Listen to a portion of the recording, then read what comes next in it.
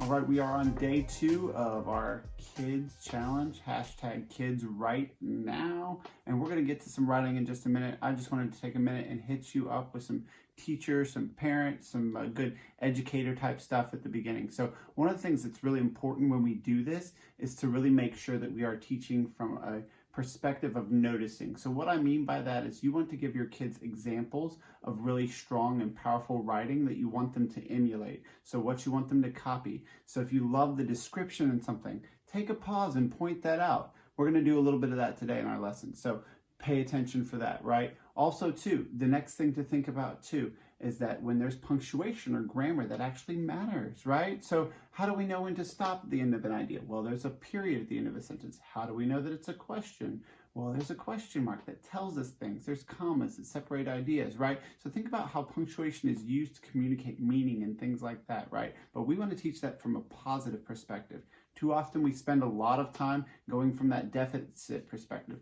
Fix this sentence, look for what's missing, find out the wrong thing, right? So we just keep going in that thing over and over and over again. Trust me, guys, your kids are going to have enough misspelled words. They're going to have enough problems with punctuation and grammar. We'll have plenty of chances to fix that, right?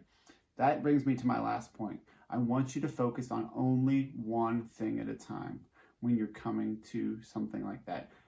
Writing can be very stressful. It can be hard to get out of all of your emotions and all of the things in the communication you want to get, and it's really a challenging task. So it's important that when we're working on something, on a specific skill, that we're focused in on that one skill. It's really tempting for us to try to perfect that writing and make it perfect, but we need to pause, we need to back up, and we need to choose one thing. For instance, I'm going to hit up maybe commas today, or I'm going to hit up ending punctuation, right? Like periods and exclamation point. Or maybe I'm going to hit up, we're working on identifying whether our nouns are correct, right? Whether or not we're using the type of ending that we're supposed to on. Whatever it may be, we're going to focus on one thing, and that's it. So we're going to keep it powerful and strong and short. All right, you guys ready? We're going to jump on in. So let's do it. I'm going to read for you, excuse me, I'm sorry, I did not say hello to you. Hello to you there, students, children, young adults, people of power, little people of power. I got you. Okay, ready? Here's what we're going to do. We're going to jump into a book. It's one of my favorites. It's called Mr. Popper's Penguins, right? So one thing that really good authors do, they sit back and they think to themselves, what sort of picture am I creating for the person that's reading in their mind? When we're smaller, when we're younger, a lot of you read books with pictures in it, right? And so the description of what has to be there is not necessarily that great. We're going to take a look at details. We're going to take a look at adding details into our writing.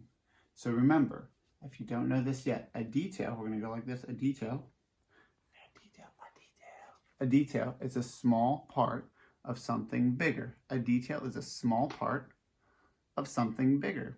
Okay, so we're going to look at details today. I'm going to read to you a little bit out of Mr. Popper's Penguins. I want you to pay attention to the details that he has in there.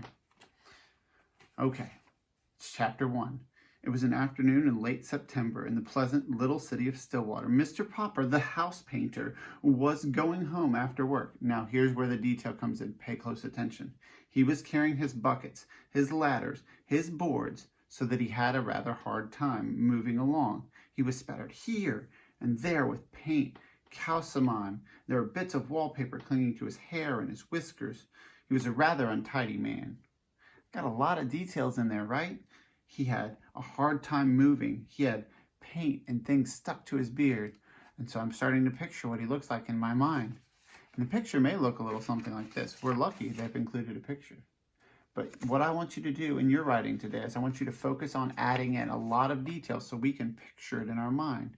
So whether or not you're a young writer and you're going to do that really, really well by adding lots of illustrations and little specific details to your illustration, or you're an older writer and you're going to add those descriptive words, those adjectives and the adverbs to make it really strong, I want you to work on that today in your writing. Today's prompt, here's what we're going to do. You're going to be writing about one thing. And this is kind of a cool thing for really good description. If I could go on an adventure to any place in the world, where would it be and what would I do? Right now we're a little bit cooped up, so I know that's something that may be hard to imagine, but maybe think of a place that you've already been or someplace you want to go really bad and you're going to draw that picture. So, ready, set, draw that picture with your words, or draw that picture in your illustration, or maybe a little bit of both.